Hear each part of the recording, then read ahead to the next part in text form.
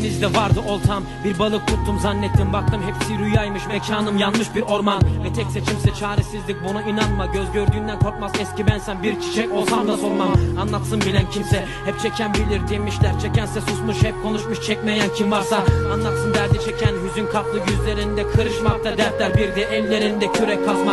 Ve der ki şeytan yazma, ben uysam neyle anlatırım, neyle anlarım ben anlatmazsam hangi sazla. Mürekkebim dilimde, kağıdım aynam, gönlü saydam olan anlar ancak işte sayfam. Her gün intihar eşikte ve umutlar beşikte, bu dünya